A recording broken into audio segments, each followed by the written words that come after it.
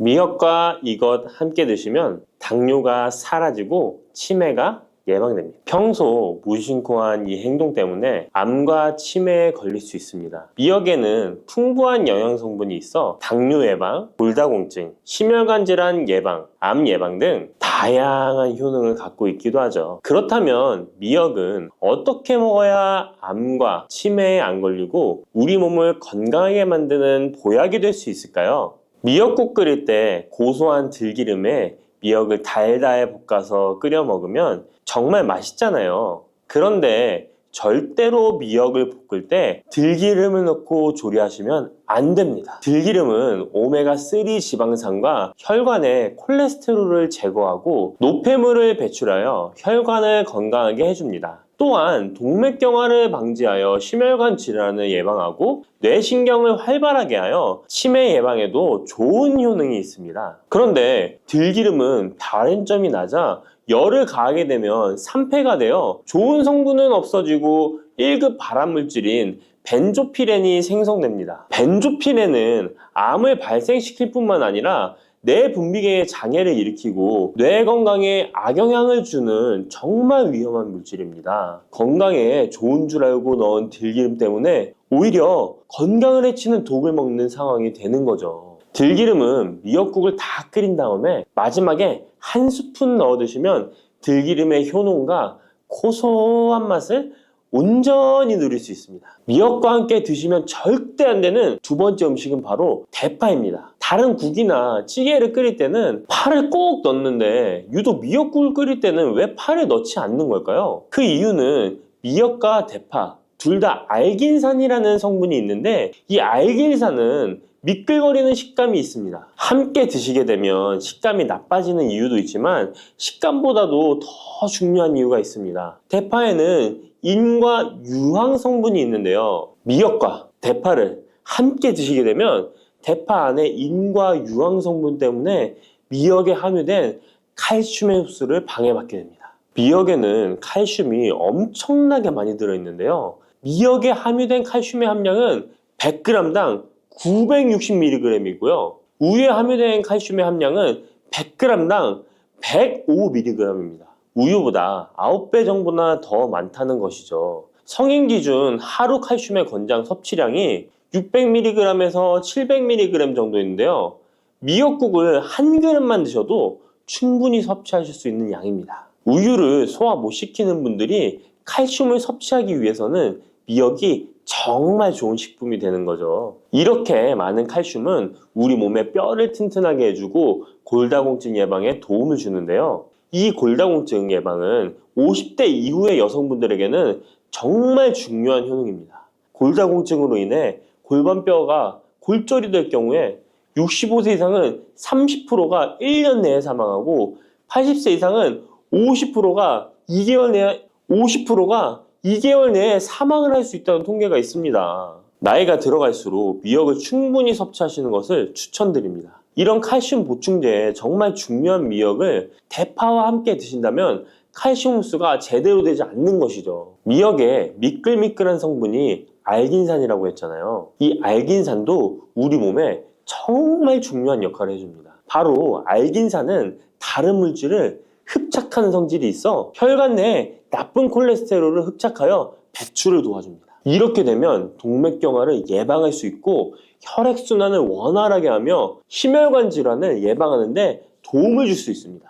미역이 피를 맑게 한다고 하잖아요. 바로 이 알긴산의 효능 때문에 혈관이 깨끗해지기 때문입니다. 또한 알긴산은 장 운동을 촉진하고 배변 활동을 원활하게 하여 변비 예방에 도움을 줍니다. 이는 미역의 풍부한 식이섬유와 함께 장 건강에 도움을 주는 거죠. 미역에 함유된 풍부한 식이섬유는 당뇨 예방에 탁월한 효능을 발휘하는데요. 국립보건원에서 장년층 7,400명을 대상으로 추적 조사를 해봤는데 해조류를 전혀 먹지 않는 사람과 매일 미역국 반 그릇 이상의 해조류를 섭취한 사람의 당뇨병 발생 위험도를 조사했는데 하루에 미역국 반 그릇 이상 먹는 사람이 해조류를 전혀 먹지 않는 사람에 비해 당뇨병 발생 위험도가 20%가 낮았습니다. 미역의 풍부한 식이섬유는 급격히 오르는 혈당을 막아주는데요. 식이섬유가 소화의 속도를 늦춰주고 인슐린의 분비를 조절해주기 때문입니다. 식이섬유는 포만감을 높여주고 칼로리가 낮아 식사량을 조절하는 데 도움을 주고 체내에 노폐물과 독소를 배출하여 체중을 감량하는 데도 도움을 주어 다이어트 식품으로도 많이 활용되고 있습니다.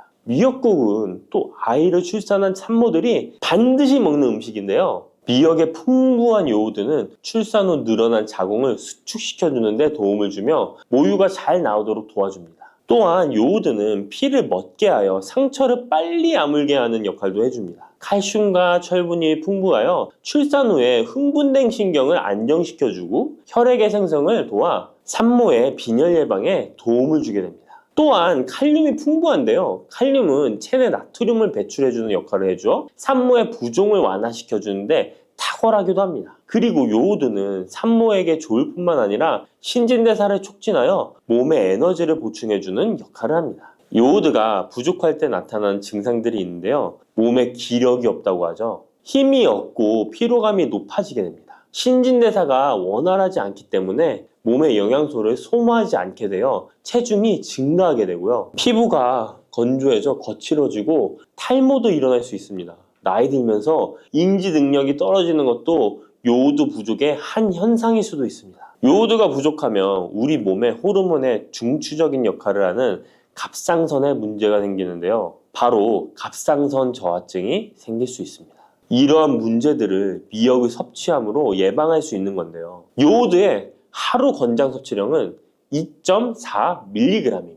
미역국 한 그릇에는 요오드가 약 1.1mg 정도 함유되어 있으니 미역국은 하루에 한두 그릇만 드시길 바랍니다. 요오드는 과하게 섭취하게 돼도 문제가 생기는데요. 요오드의 섭취량이 많아지면 갑상선염이나 다른 갑상선 질환도 유발할 수 있습니다. 특별히 갑상선이 약하신 분들은 미역을 섭취하는데 주의하셔야겠습니다. 갑상선은 우리 몸에서 가장 중요한 내분비 기관 중 하나인데요. 갑상선은 목 부분, 기관지 아래에 위치한 나비 모양의 내분비 기관인데요. 중요한 여러 기능을 하지만 그 중에서도 대사율을 조절하는 역할이 있습니다. 갑상선에 T3, T4 호르몬을 분비하여 우리 몸의 에너지 소비와 체온 조절을 하는데 중요한 역할을 하게 됩니다. 갑상선 호르몬은 신경 시스템의 정상적인 기능을 유지하는데 꼭 필요한데요. 호르몬이 제대로 분비되지 않아 수치가 너무 높거나 낮게 되면 우울,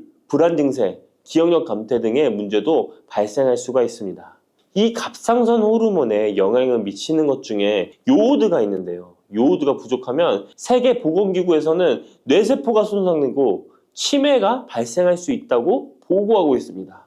갑상선 저하증이나 항진증이 있는 분들이 요오드가 많은 미역을 많이 드시면 오히려 건강을 더 해칠 수가 있습니다. 건강하신 분들은 미역을 많이 드셔도 호르몬 조절이 잘 되어 문제가 없지만 갑상선에 문제가 있어서 호르몬 조절이 잘 안 되는 분들은 이 요오드의 수치가 높아지게 되면 체내에 활성산소가 증가하게 되어 염증을 일으키고 갑상선염을 유발하고 극히 드물지만 심해지면 갑상선 암으로도 발전시킬 가능성도 있습니다. 따라서 갑상선에 문제가 있는 분들은 미역을 드실 때 주의하셔야 합니다. 날이 갈수록 암의 발병률이 높아지고 있어서 암에 대한 관심도가 높아지는 것이 사실이죠. 이처럼 미역에는 강력한 항암 효과가 있어 건강식품으로도 아주 좋은데요. 미역에는 요오드, 식이섬유, 칼슘, 비타민 등 많은 영양소가 있다고 했잖아요. 그런 것보다 훨씬 중요한 것이 있습니다. 바로 후코이단이라는 성분인데요.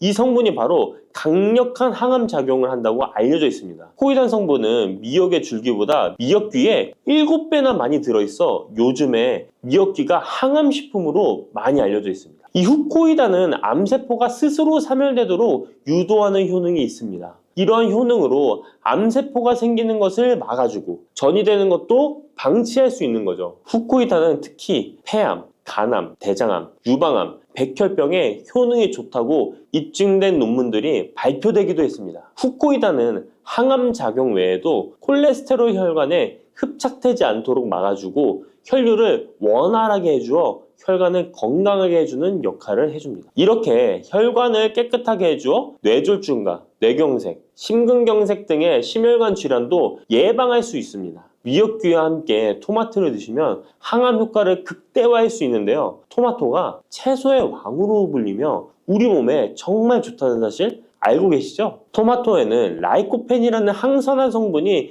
풍부하게 함유되어 있습니다. 라이코펜은 강력한 항산화 작용으로 몸 안의 활성산소를 제거하여 혈관을 건강하게 하고 염증을 제거하여 노화를 예방할 뿐만 아니라 미역의 후코유당과 만나 암세포를 제거하는 강력한 항암작용을 하게 됩니다. 미역과 함께 드시면 효과가 극대화되는 음식으로는 두부가 있습니다. 콩으로 만든 두부는 식물성 단백질이 풍부해서 건강식품으로 우리 식탁에 정말 많이 올라오죠. 두부에는 단백질뿐만 아니라 사포닌 성분도 풍부하게 함유되어 있습니다. 사포닌은 인삼, 홍삼, 더덕 등에도 풍부하게 함유되어 있는 성분인데요. 이 사포닌은 면역력을 강화하고 체내의 활성산소를 제거하여 노화를 방지하고 항암작용도 하여 암을 예방하기도 합니다. 정말 기적과 같은 성분입니다. 그런데 이 사포닌의 단점이 체내에 요오드를 배출하여 요오드 결핍이 있는 분들은 주의하셔야 하는데,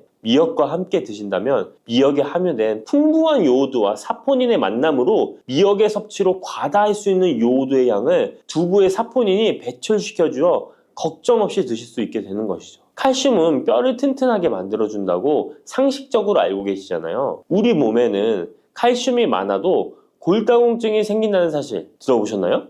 칼슘이 풍부한 우유를 많이 마시는 덴마크나 스웨덴 같은 나라에서 골다공증이 많다고 합니다. 오히려 많은 칼슘이 오히려 혈관이나 심장에 쌓여서 석회화를 일으켜 건강을 해치게 되는데요. 그렇다고 칼슘이 많은 음식을 안 먹을 수도 없고 어떻게 해야 할까요? 걱정하지 마세요. 해결책 바로 알려드릴게요. 그것은 바로 계란과 함께 드시면 해결됩니다. 계란에 들어있는 다양한 영양 성분이 오스테오칼신이라는 단백질을 활성화시켜 주는데, 이 단백질은 뼈를 강화하고 칼슘이 뼛속으로 제대로 흡수할 수 있도록 도와줍니다. 이 오스테오칼신을 활성화해주는 역할을 하는 게 비타민 K2인데, 우리나라에서는 허가가 늦게 나서 그동안 정식으로 섭취 못했던 비타민 K2도 지금은 허가가 나서 요새 영양제를 보면 칼슘과 마그네슘, 비타민 D와 비타민 K까지 같이 들어있어 칼슘의 흡수를 더욱 용이하게 만들어주는 영양제도 쉽게 찾아볼 수 있습니다.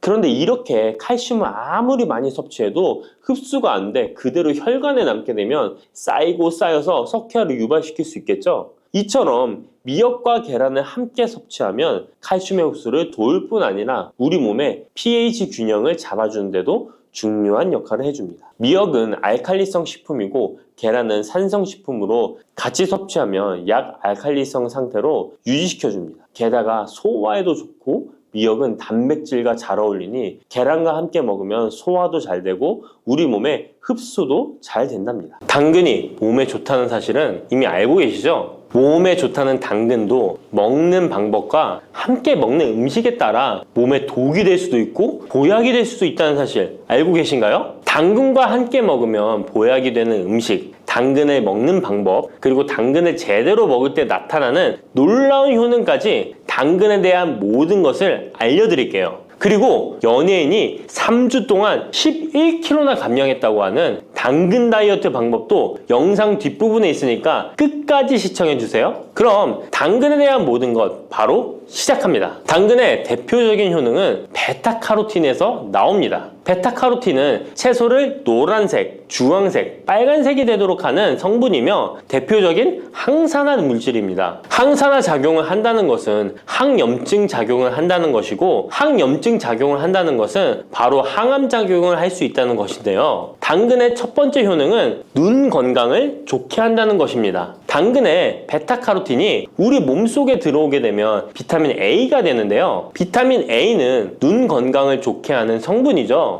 당근을 먹으면 눈이 좋아진다는 말을 많이 들어보셨나요? 눈 건강을 위해 루테인을 드시는 분들이 점점 많아지고 있습니다. 그렇다면 눈에 좋다는 루테인, 영양제를 먹는 것과 당근을 먹는 것은 어떤 차이가 있을까요? 영양제와 당근에는 모두 비타민 A, 루테인, 지아잔틴 등이 들어있어서 시력을 유지하고 눈의 노화를 방지해주며 황반 변성 등의 질환도 예방해줍니다. 당근에는 여기에 비타민 C, 비타민 K, 그리고 필수 미네랄이 더 있어서 항산화 효과 및 뼈 건강에도 도움을 받을 수가 있게 되고요. 우리가 혈액순환이 잘 안 될 때는 루테인 영양제를 드신다고 해도 효과에 한계가 있을 수 있어서 평소에 당근을 좀 더 드셔보시는 걸 추천해드립니다. 두 번째 당근의 효능은 노화 방지입니다. 이것도 베타카로틴의 효능과 관련이 있습니다. 노화가 된다는 것은 몸이 산화가 되고 염증이 많아진다는 것인데요. 염증이 몸 안에 곳곳에서 문제를 일으키게 되는 것이죠. 이런 염증을 없애주는 것이 바로 노화를 방지하는 건데요. 바로 당근의 베타카로틴과 비타민 C에는 강력한 항산화 작용으로 염증을 없애주고 노화를 방지해주는 것입니다. 세 번째 당근의 효능은 장을 건강하게 하고 당뇨를 예방한다는 것입니다. 요즘에 당근 주스 많이들 만들어 드시는데요. 착즙해서 드시는 분들 많으시죠? 약간 아쉬운 것은 착즙하고 남은 찌꺼기는 모두 버린다는 것입니다. 당근은 사실 식이섬유 폭탄이라고도 할 수 있는데요. 당근의 베타카로틴이 혈액 내의 염증을 제거하고 당근의 식이섬유는 장 속의 노폐물을 제거하는 역할을 해줍니다. 장 속의 유산균이 살아가려면 유산균의 먹이가 있어야 되는데요. 이 먹이를 프리바이오틱스라고 합니다. 그리고 프리바이오틱스의 역할을 해주는 것이 바로 당근의 식이섬유입니다. 또한 식이섬유는 당을 흡착하여 배출해주는 효능이 있습니다. 이 효능은 당이 우리 몸에 흡수되는 속도를 늦춰주기 때문에 혈당이 급격하게 오르는 것을 막아주게 됩니다. 이런 과정은 당뇨를 예방하는데 아주 탁월한 효능을 발휘하는 것이죠. 네 번째 당근의 효능은 암을 예방하는 것입니다. 암이 발생하는 여러 이유 중 하나는 염증이 계속해서 발생하기 때문인데요. 폐에 염증이 반복해서 발생하면 폐암이 될 가능성이 높고 위에 염증이 반복해서 발생하게 되면 위암이 될 가능성이 높은 것이죠. 또 한 가지 경우는 혈액순환이 잘 되지 않는 곳에 암이 발생할 가능성이 높아집니다. 혈액순환이 잘 되지 않게 되면 그곳에 영양분이 잘 전달되지 않고 문제가 생겨도 회복이 더디거나 악화가 될 가능성이 높아져서 결국 암으로 발전하게 된다는 것입니다. 이러한 문제들을 해결해 주는 것이 바로 항산화 성분이고 당근의 베타카로틴이 강력한 항산화 작용을 하여 암을 예방할 수 있는 것입니다. 간혹 흡연을 하는 분들이 베타카로틴을 섭취하면 폐암의 발병률이 높아진다고 하여 당근 섭취를 꺼리시는 분들이 있는데요. 걱정하지 않으셔도 됩니다. 암 발생은 당근과는 아무런 관련이 없습니다. 폐암이 발생했던 실험군은 당근을 섭취한 것이 아니고 베타카로틴 영양제를 섭취하는 것이었으며 당근을 섭취한 실험군은 오히려 암 발병률이 낮았다는 연구 결과가 있습니다. 다섯 번째 당근의 효능은 치매 예방입니다. 베타카로틴은 뇌혈관에도 작용을 하게 되는데요. 뇌혈관에 쌓이는 베타 아밀로이드를 제거하여 뇌신경을 활성화시켜주는 역할을 해줍니다. 이렇게 뇌신경이 활성화되면 기억력과 학습 능력이 향상되고 치매를 예방할 수 있게 되죠. 치매는 발병이 되면 치료하는 것은 거의 불가능해서 예방이 정말 중요한데요. 치매를 예방하는 데 가장 중요한 것이 혈관을 깨끗하게 하는 것입니다. 당근의 베타카로틴이 혈관을 깨끗하게 해주는 효능이 있으니 당근을 매일 하나씩 꾸준히 섭취하여 치매를 예방하시길 추천드립니다.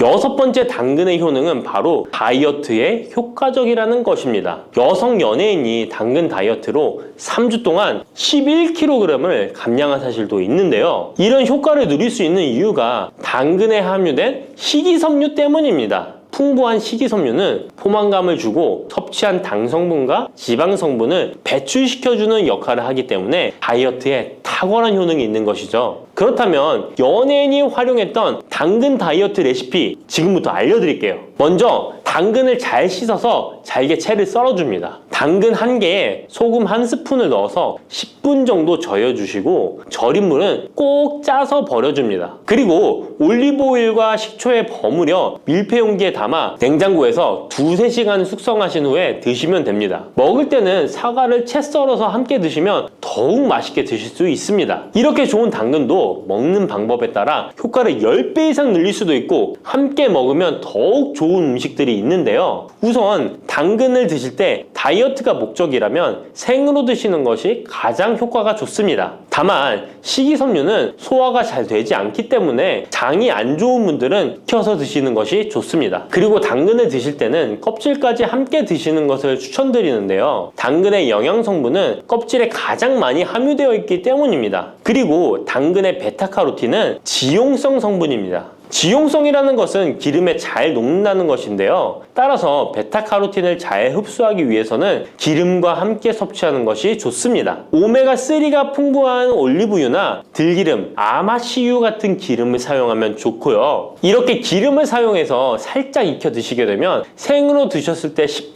정도 흡수되는 베타카로틴을 70% 정도 흡수할 수 있게 됩니다. 엄청난 차이죠? 기름에 볶을 때 주의사항은 너무 오래 익히지 말고 살짝만 익혀서 드시는 것이 좋습니다. 너무 오래 볶으면 오메가3를 함유한 기름도 산패되어서 문제가 될 수 있기 때문입니다. 다음으로 함께 먹으면 좋은 음식들을 알려드릴게요. 몇 년 전부터 유행하고 있는 주스 있잖아요. ABC 주스라고 하는데요. 들어가는 재료는 사과, 비트, 그리고 당근이죠. 이 세 가지를 함께 갈아서 주스로 마시면 항산화 폭탄 주스를 마시게 되는 것인데요. 이 세 가지 중에서 비트의 효능이 혈관을 확장시켜주는 역할을 합니다. 풍부한 항산화 성분들이 확장된 혈관을 따라 온몸 구석구석에 공급되어 혈관을 깨끗하게 하고 염증을 제거하여 각종 질병을 예방할 수 있게 되는 것이죠. 다만 비트에는 옥살산이 함유되어 있어서 신장의 결석을 유발할 수 있기 때문에 신장이 약하신 분들은 약간의 주의가 필요하고요. 그래서 요즘엔 이 비트를 빼고 사과, 양배추, 당근 이렇게 세 가지를 넣은 ACC 주스를 많이 드시는데요. 양배추는 우리 몸의 진액을 보충해줘서 점막을 촉촉하게 해주는 효능이 있어서 외부로부터 들어오는 바이러스와 이물질을 배출시켜주는 탁월한 효능이 있습니다. 그리고 항암 효과를 극대화시켜줄 수 있는 음식도 알려드릴게요. 바로 브로콜리와 단호박을 당근과 함께 드시면 됩니다. 세 가지를 생으로 드시는 것보다 찜기에 쪄서 드시면 흡수율을 훨씬 높일 수 있고요. 올리브 오일과 약간의 소금을 넣고 물과 함께 섞어서 드시면 맛도 좋고 건강에도 좋은 강력한 항암 주스로 드실 수 있습니다.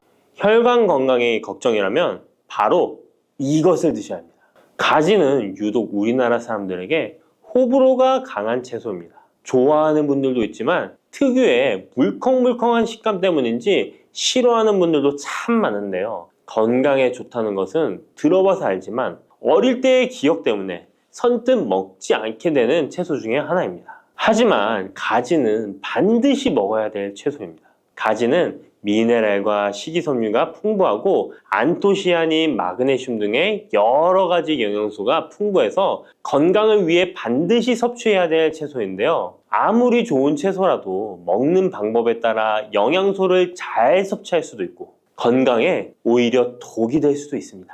지금부터 가지의 효능과 먹는 방법, 함께 먹으면 좋은 음식, 가지를 드실 때 주의사항까지 가지에 대한 모든 것 알려드리겠습니다. 짙은 보라색의 가지는 우리나라가 수출을 많이 하는데요. 가장 많이 수입하는 나라가 일본입니다. 일본은 가지를 여러 형태로 많이 먹는데요. 장아찌, 파스타, 구이, 찌개 등 여러 요리에 가지를 사용하고 있습니다. 2021년 기준으로 일본이 우리나라에서 수입한 가지가 6만 kg입니다. 일본이 우리나라의 가지를 정말 좋아하는데요. 반면에 우리나라 1인당 연간 가지의 섭취량은 100g이 채 되지 않는다고 합니다. 정말 안타까운 일인데요. 우리도 가지의 효능을 제대로 알고 섭취하면 건강 식생활에 도움이 되었으면 좋겠습니다. 우리도 가지의 효능을 제대로 알고 섭취하여 건강한 식생활에 도움이 되었으면 좋겠습니다. 첫 번째, 가지의 효능은 심혈관 질환을 예방하는 데 도움을 준다는 것입니다. 나이가 들수록 심혈관 질환으로 병원을 많이 가게 되는데요. 가지에는 칼륨이 풍부하여 심박수를 안정적으로 유지하는 데 도움을 주고 나트륨의 배출을 도와줘 혈압을 낮추는 데에도 효과가 있습니다. 가지에 풍부하게 함유된 폴라보노이드 성분은 나쁜 콜레스테롤인 LDL 수치를 낮추고 좋은 콜레스테롤인 HDL 수치를 높여주는 효능이 있습니다. 이런 효능들은 심혈관 질환을 예방하는 데 아주 중요한 것으로 많이 알려져 있습니다. 평소에 가지를 주기적으로 섭취하시면 심혈관 질환으로 병원에 갈 일을 조금 줄일 수 있겠죠. 두 번째, 가지의 효능은 염증을 억제하고 가라앉히는 데 도움이 된다는 것입니다. 옛날에는 민간요법으로 사마귀를 제거할 때 가지를 사용했을 정도로 염증 제거에 효능이 좋은데요. 특히 점막에 있는 염증에 효과가 좋은 것으로 알려져 있습니다. 우리 몸에 점막이라 하면 대표적으로 입안, 잇몸, 식도 등이 되겠고요. 위장, 대장 등 소화기관은 거의 모두 점막으로 되어 있습니다. 입으로 음식이 들어가서 항문으로 배출되기까지의 모든 곳이 점막인 건데요. 면역력이 떨어지거나 스트레스, 특정 음식으로 인한 지속적인 자극은 이런 점막에 염증을 일으키게 되는데요. 이런 염증을 억제하는 데 가지가 도움이 된다는 것이죠. 세 번째, 가지의 효능은 혈당을 조절하는 데 도움을 주는 것입니다. 가지의 풍부한 식이섬유는 우리가 섭취한 탄수화물과 지방의 흡수와 소화를 늦춰주는 역할을 하게 됩니다. 이런 작용으로 혈당을 낮추는 데 많은 도움을 줄 수 있는데요. 식이섬유는 당을 흡착하여 몸에 흡수되는 속도를 느려지게 해서 혈당이 급격히 올라갔다 급격히 떨어지는 혈당 스파이크 현상을 예방할 수 있고 저혈당도 방지하며 이런 효능으로 혈당을 일정하게 유지하는 데 도움을 줄 수 있습니다. 또한 가지의 풍부한 폴리페놀 성분과 천연 식물 화합물은 설탕의 흡수를 감소시켜주고 인슐린 분비를 증가시켜주어 혈당을 낮추는 데 도움을 주게 됩니다. 네 번째, 가지의 효능은 노화를 예방하는 데 도움을 준다는 것입니다. 가지의 짙은 보라색은 나수닌이라고 하는 강력한 항산화 성분인데요. 우리 몸에 정말 중요한 역할을 해주는데 바로 세포와 혈관이 노화되는 것을 방지해주는 것입니다. 산화 스트레스로부터 혈관을 보호해주며 추가적으로 과도한 철분이 혈관에 쌓이는 것을 막아주는 효과가 있습니다. 철이 공기에 만나면 산화되어 빨갛게 부식되는 것과 마찬가지로 우리 몸에도 철분이 필요 이상 쌓이게 되면 세포와 혈관을 산화시킬 수 있는 것입니다. 철분이 우리 몸에 꼭 필요한 성분이지만 과도하게 쌓이게 되면 노화를 촉진하는 부작용이 있는 것이죠. 철분이 많이 들어있는 음식은 바로 붉은색 고기입니다. 따라서 평소에 고기를 좋아하고 자주 드시는 분이라면 가지와 함께 드시는 것이 정말 좋겠습니다. 다섯 번째 가지의 효능은 감염을 예방한다는 것입니다. 면역력이 떨어질 때 세균이 우리 몸에 들어오면 감염에 걸리기 쉬운데요. 가지에 풍부하게 함유된 클로로겐산과 폴리페놀 성분들은 세균과 바이러스를 제거하는 효과가 있어 감염 예방에 큰 도움이 됩니다. 이러한 효능은 가지의 껍질과 꼭지 부분에 특히 좋은 효능을 나타내는데요. 가지 꼭지는 보통 요리할 때 버리잖아요. 이제부터 가지 꼭지 버리지 마세요. 말려서 끓인 물로 가글을 하시면 천연 구강세정제 역할을 한다고 합니다. 꼭지에는 스코폴레틴이 풍부하게 함유되어 있는데 이 성분은 파이토케미컬의 일종으로 나쁜 균을 억제하는 데 탁월한 효능을 발휘합니다. 이런 효능으로 감염뿐 아니라 염증을 억제하는 데도 도움을 줍니다. 우리 입속에는 각종 세균이 셀 수 없을 정도로 많은데요. 이런 세균들은 충치, 치주염, 구내염 등을 발생시키는 주범이 됩니다. 나이가 들면서 치아나 잇몸의 건강이 좋지 않아 소금물로 가글을 하시는 분들도 있는데요. 소금은 삼투압 작용으로 잇몸의 붓기를 빼고 약간의 살균 작용을 하기도 하지만 염증 자체를 없애지는 못합니다. 그래서 가글을 하시려면 가지를 이용하시면 좋은데요. 말린 가지 꼭지를 15분에서 20분 정도로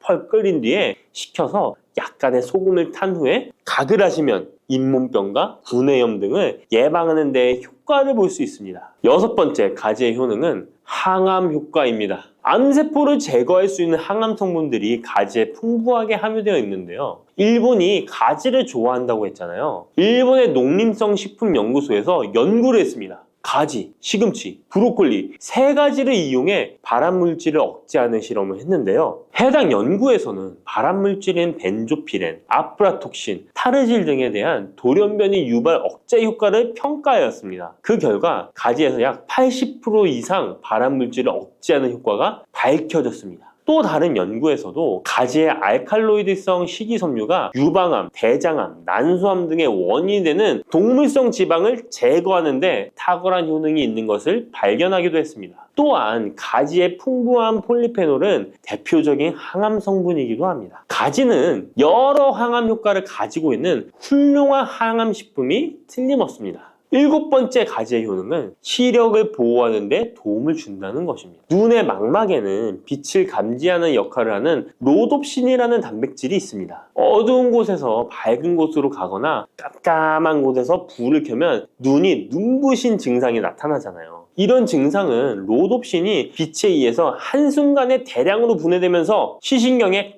강한 자극을 주기 때문입니다. 체내에 로놉신이 줄어들면 시력 저하나 야맹증이 발생할 수 있는데요. 로놉신이 생성되려면 베타카로틴이 필수적으로 필요합니다. 가지의 속살에는 이 베타카로틴이 풍부하게 함유되어 있습니다. 또한 가지 껍질에 풍부한 안토시아닌 성분은 시신경 주변에 모세혈관이 노화되는 것을 방지하고 염증을 억제하는 효능으로 시신경을 보호하고 눈의 노화를 예방하는 데 큰 도움이 됩니다. 8번째 가지의 효능은 뇌 기능을 향상시키고 치매를 예방하는 데 도움을 주는 것입니다. 가지에는 비타민 B6, 엽산, 마그네슘 등의 영양소가 풍부하게 함유되어 있습니다. 이러한 영양소는 뇌 신경 전달 물질의 생성을 촉진하고 뇌의 기능을 향상시키는 효과가 있습니다. 또한 가지에 함유한 안토시아닌은 뇌의 노화를 방지하고 기억력을 향상시키는 효과가 있어 치매 예방에 도움이 됩니다. 이렇게 가지에는 뇌 기능 유지와 뇌 건강에도 좋은 효과를 나타냅니다. 9번째 가지의 효능은 피로 회복에 도움을 준다는 것입니다. 가지에 함유된 비타민C, 칼슘, 마그네슘 등의 성분들이 체내의 대사를 촉진하고 에너지를 생성하는 데 도움을 줍니다. 체온 조절에 도움을 주며 가지에 함유된 스코폴레틴과 스코파론 성분은 근육의 신경 안정 및 경련을 완화시켜주는 효능이 있어 근육 피로 회복에 많은 도움을 줄 수 있습니다. 10번째, 가지에는 열을 내려주는 해열 작용이 있습니다. 가지는 차가운 성질을 갖고 있는 채소로 평소 몸에 열이 많은 사람의 체온을 다스려주는 효과가 있으며 감기로 인해 열이 오를 때에도 열을 내려주는 해열 효과가 있습니다. 가지에 클로로겐산 성분이 염증 매개 물질인 프로스타글란딘과 사이토카인의 생성을 억제하여 염증 반응으로 인한 발열을 완화할 수 있습니다. 이렇게 좋은 가지를 효과적으로 섭취하는 방법은 따로 있습니다. 그냥 드시는 것보다 들기름과 함께 조리하여 드시는 것을 추천드립니다. 가지에 있는 리놀렌산과 비타민 E는 지용성 성분이기 때문에 들기름과 함께 섭취하면 체내 흡수율이 높아집니다. 가지의 속살은 스폰지같이 기름을 흡수하기 때문에 들기름의 영양소 흡수율은 더욱 높아질 수 있습니다. 들기름은 하루에 한 스푼씩 약처럼 드시는 분들이 있을 만큼 건강에 많은 도움을 주는데요. 치매를 유발하는 물질인 베타 아밀로이드가 뇌에 쌓이는 것을 막아주어 알츠하이머 치매를 예방하는 효능이 있습니다. 또한 피토스테롤이라는 성분이 함유되어 혈관 내의 콜레스테롤의 수치를 낮춰주는 데 도움이 됩니다. 이뿐 아니라 염증성 질환을 예방하고 뼈의 건강에도 좋으며 심혈관 질환을 예방하고 장 건강에도 정말 좋은 효능을 발휘하는 것이 들기름입니다. 이런 들기름이 가지와 만나면 효과가 극대화되는 것인데요. 가지를 요리할 때는 쪄서 드시는 것이 가장 많은 영양소를 흡수할 수 있는 방법입니다. 상명대학교의 외식영양학과 연구팀이 이에 대한 실험을 진행했습니다. 가지 100g을 물에 넣어 삶는 방법, 찜기에 넣어 찌는 방법, 그리고 랩을 씌워 전자레인지에 돌리는 방법, 이렇게 3가지 방법으로 가지를 조리했습니다. 이때 가지의 항산화 성분인 클로로겐산의 함량이 어떻게 달라지는지 확인을 했는데요. 가지를 찜기에 넣고 쪘을 때 클로로겐산의 함량이 늘어났다고 합니다. 항산화 성분뿐만 아니라 칼슘도 가지를 쪘을 때 가장 많은 함량이 나왔다고 하는데요. 그런데 항상 쪄서만 드실 수는 없잖아요. 삶아서 드신다면 가지 삶은 물은 절대 버리지 말고 함께 드시길 바랍니다. 짙은 보라색의 가지 껍질에는 안토시아닌이 풍부한데요. 이 안토시아닌의 항산화 효과는 토마토의 3배, 그리고 브로콜리의 2배로 알려져 있습니다. 이 안토시아닌은 항산화 작용에도 강력하지만 스트레스를 완화하는 데에 도움을 주고 신체가 정상적인 기능을 회복하고 유지하는 데에도 도움을 주는 성분입니다. 신체가 정상적인 기능을 회복하고 유지하는 데에도 도움을 주는 성분입니다. 그런데 이 안토시아닌은 수용성 성분으로 물에 잘 녹아 나옵니다. 그래서 가지를 씻을 때는 너무 물에 오래 담가두지 마시고요. 가지를 삶아서 조리했다면 이 물에 안토시아닌이 풍부하게 함유되어 있기 때문에 이 가지 삶은 물을 차처럼 드셔도 되고 다른 요리할 때 채수로 사용하셔도 좋습니다. 이렇게 좋은 가지도 드실 때 주의하실 사항이 있습니다. 많은 채소나 과일들이 익히지 않고 생으로 드시는 때 좋은 경우가 많은데요. 가지는 절대로 생으로 드시면 안 됩니다. 가지에는 솔라닌이라는 독성 물질이 있기 때문입니다. 솔라닌은 쌍난 감자에 생기는 독성과 같은 것인데요. 이 독성은 위경련, 복통, 현기증, 식중독 등의 증상을 유발할 수 있으므로 가지는 반드시 익혀서 드시기 바랍니다. 그리고 가지 알레르기가 있는 분들도 섭취에 주의하셔야 합니다. 가지를 먹기나 만지기만 해도 입 주변이나 피부가 가렵고 두통 또는 복통이 생긴다면 가지 알레르기가 있을 가능성이 높으니 가지 섭취 시에 주의하시기 바랍니다. 가지 알레르기가 아니더라도 아토피나 다른 알레르기 때문에 항히스타민제를 복용하고 있는 분들도 가지 섭취를 주의하시면 좋겠습니다. 마지막으로 가지는 찬 성질의 음식이기 때문에 체질 자체가 냉하여 몸에 냉증이 있는 분들은 가지를 다량 섭취하실 경우 위장에서 탈이 날 수 있으므로 섭취 시 주의하시기 바랍니다. 들깨를 이렇게 드시면 당뇨와 혈당이 싹 사라지고 치매도 예방할 수 있어요. 들기름. 들깨하면 무엇이 생각나시나요? 들기름에 북어와 미역국을 구수하게 볶아 시원한 북어 미역국을 끓여 먹어도 정말 맛있죠? 건강에도 좋다는 이 들기름과 들깨 잘못 먹으면 암에 걸리고 혈관 건강에도 악영향을 줘서 치매도 유발할 수 있다는 사실 알고 계셨나요? 들깨의 효능과 어떻게 먹을 때 건강을 해쳐 암에 걸리고 치매를 유발하는지, 그리고 어떻게 먹는 것이 건강하게 먹는 방법인지, 어떻게 보관하는 것이 가장 좋은 방법인지 들깨에 대한 모든 것 알려드릴게요. 나이가 들면서 산책하기도 힘들고 관절이 쑤시고 무릎 통증 때문에 힘드시지 않으신가요? 들깨의 첫 번째 효능은 바로 관절염에 좋다는 것입니다. 무릎이나 관절 통증 때문에 병원에서 진통제를 처방받으시잖아요. 이때 처방받는 진통소염제의 역할은 몸속에 프로스타글란딘이라는 물질의 생성을 억제해서 통증을 막아주는 건데요. 들깨 속에는 식물성 오메가3 지방산인 알파리놀렌산이 함유되어 있는데 이는 체내에서 염증을 일으키는 프로스타글란딘의 생성을 억제하는 데 아주 좋은 효능을 발휘합니다. 우리가 오메가3를 먹는 이유 중에 하나도 혈관 건강이나 피를 맑게 해준다 등의 역할도 있지만 몸속에 미세 염증을 잡아주는 역할도 있어 드시는 분들이 정말 많은데요. 들깨가 바로 이런 염증 유발물질을 억제해줘서 진통 역할을 한다는 것이에요. 그리고 들깨의 두 번째 효능은 바로 뼈 건강에 도움을 준다는 것입니다. 들깨는 관절염과 무릎 통증을 완화시켜주는 성분이 들어있을 뿐만 아니라 바로 뼈 건강에도 도움을 주는 식품인데요. 바로 칼슘 함량이 높기 때문입니다. 들깨의 100g에는 390mg 정도 되는 칼슘이 함유되어 있어 뼈 건강에 아주 도움을 줄 수 있는 좋은 식품이기도 합니다. 그래서 뼈 건강에 아주 도움을 줄 수 있는 좋은 식품이기도 합니다. 그래서 들깨를 꾸준히 섭취하면 골다공증 예방에도 참 좋은데요. 골다공증은 중년 이후 노화가 진행될 때 영양 불균형이 생기면서 많이 발병하게 되는데요. 여성의 경우 폐경 이후에 골밀도가 많이 감소해서 골다공증이 발생하는 경우가 많습니다. 노인의 골반 골절은 65세 이상은 30%가 1년 내에 사망하고 80세 이상은 50%가 2개월 내에 사망할 수 있으므로 노인의 뼈에 대한 관리는 매우 중요한데요. 골다공증의 관리는 뼈 건강을 유지하고 골절 위험을 줄이기 위해 중요합니다. 뼈 건강을 위해 들깨 꾸준히 섭취하는 게 좋겠죠?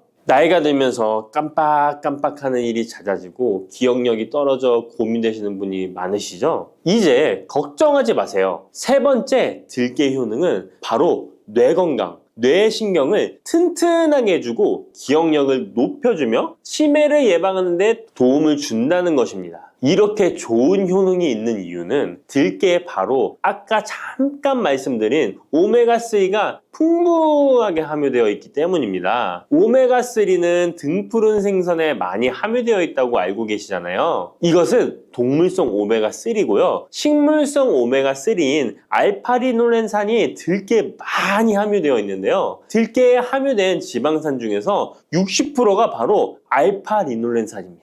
이 알파리놀렌산은 뇌신경 보호에 탁월한 효과가 있는데요. 어떻게 뇌신경을 보호하느냐? 뇌신경에 염증을 일으켜 망가뜨리는 사이토카인이라는 물질이 있는데요. 이런 사이토카인 물질의 분비를 감소시키고요. 또 알츠하이머 치매 환자의 뇌에 많이 발견되는 비정상적인 단백질인 베타 아밀로이드도 바로 이 알파리놀렌산이 감소시키기 때문입니다. 참치에 많이 함유되어 있다는 DHA 들어보셨죠? DHA가 바로 대표적인 뇌기능 강화 물질인데요. 이 DHA가 기억을 높이는 데 도움을 주고 학습 능력 또한 좋게 하는데요. 이 DH는 체내에 합성되지 않아 식품으로 섭취를 해야 합니다. 들깨에 함유된 알파리놀렌산이 흡수될 때 바로 이 DHA로 전환이 됩니다. 어린이 전용 오메가3 같은 경우도 성인보다는 EPA보다 DHA 함유량이 높은 영양제도 많죠? 들깨가 뇌신경, 뇌 건강에 좋은 이유가 바로 이겁니다. 네 번째 들깨의 효능은 심장을 건강하게 하고 뇌혈관의 노화를 막아주는데 도움을 준다는 것입니다. 알파리놀렌산이 체내에 흡수될 때 DHA로 변환된다고 했잖아요. 그뿐 아니라 바로 EPA로도 변환이 되는데요.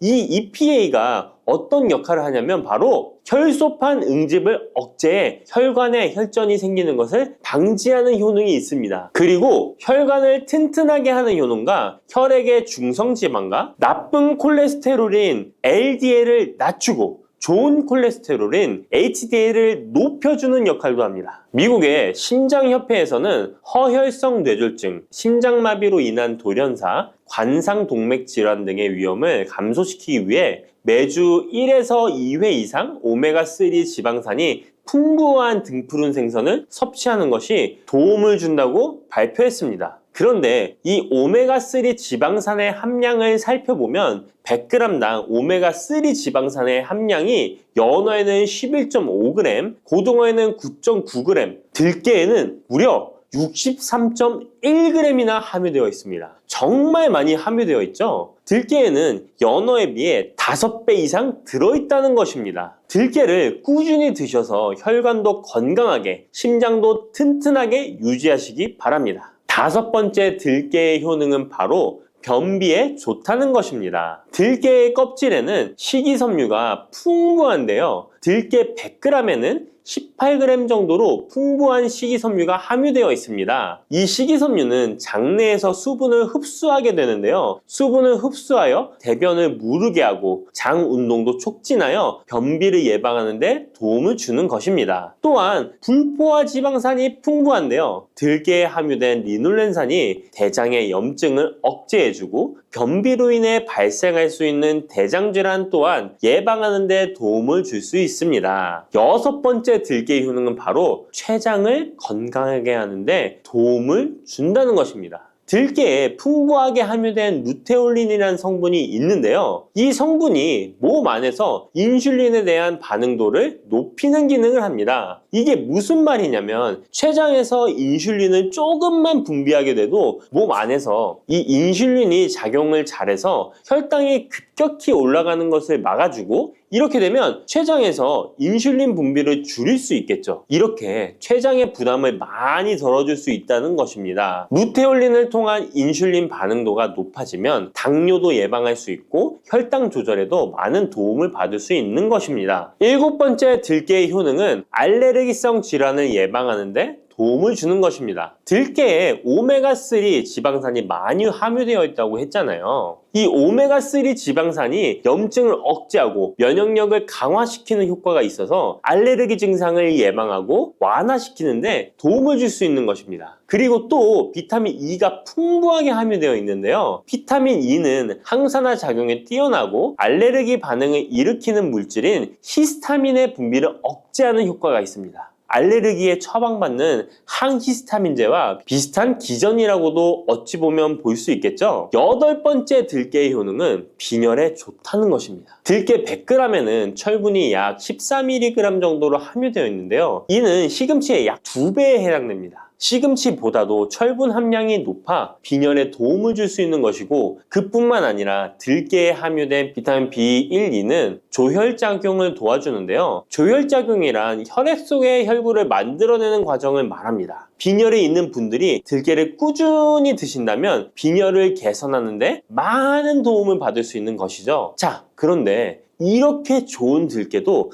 가장 취약한 단점이 있습니다. 그것은 바로 열에 약하고 쉽게 산패된다는 것입니다. 일반적으로 통들깨보다는 들기름으로 많이들 섭취하게 되시는데요. 이 들기름을 짤 때의 방법이 중요합니다. 보통은 200도 이상으로 들깨를 달달 볶아서 기름을 짜게 되는데요. 이때 몸에 좋은 오메가3 지방산이 대부분 파괴가 됩니다. 그래서 들기름을 드실 때는 저온에서 압착한 기름을 사용하시는 것이 좋습니다. 저온에서 압착한 기름은 제가 하단 링크에 있으니까 잘 구경해 보세요. 저온 압착유 또는 생들기름이라고도 하는데요. 이 기름을 요리에 사용할 때에도 열에 오랫동안 가열하지 마시고 요리가 끝나갈 무렵에 들기름을 넣어주시거나 먹기 직전에 드레싱을 하여 드시는 것이 좋습니다. 들기름은 또한 산패가 쉽게 되는데요. 들기름이 산패되면 벤조피렌이 생성되게 되는데 이게 1급 발암물질입니다. 산패된 들기름을 지속적으로 드시게 되면 발암물질을 계속 먹게 되는 것이죠. 그래서 들기름의 사용기한을 지켜주시는 것이 좋은데요. 보통은 2달 이내로 드시는 것이 좋고, 개봉을 하셨다면 1달 이내에 소비하시는 것을 권장드립니다. 보관 방법도 정말 중요한데요. 신문지나 검은 비닐 등으로 감싸서 빛을 차단하고 밀봉한 상태에서 반드시 냉장 보관하시기 바랍니다. 만약 실온에 두신다면 들기름의 산패는 급속히 진행되기 때문입니다. 그런데 이 들기름을 오래 보관할 수 있는 방법도 있는데요. 그것은 참기름과 섞어서 보관하시는 것입니다. 참기름에는 비타민 E와 세사몰이라는 성분이 있는데요. 이 성분이 산패를 막아주는 데 도움을 줍니다. 이 세사몰이라는 성분은 참기름을 고온에 볶거나 기름을 짜는 과정에서 생성되는 물질인데요. 이 때문에 다른 기름에 비해 참기름이 산패가 느리고 지속성이 좋은 것이죠. 그래서 들기름과 참기름을 7:3 또는 8:2 정도로 섞어서 보관하시면 조금 더 오래 보관하실 수 있습니다. 그런데 들깨를 기름으로 드시게 되면 들깨 껍질을 섭취할 수 없는데요. 들깨 껍질에 몸에 좋은 식이섬유와 대표적인 항산화 물질인 폴리페놀 성분들을 다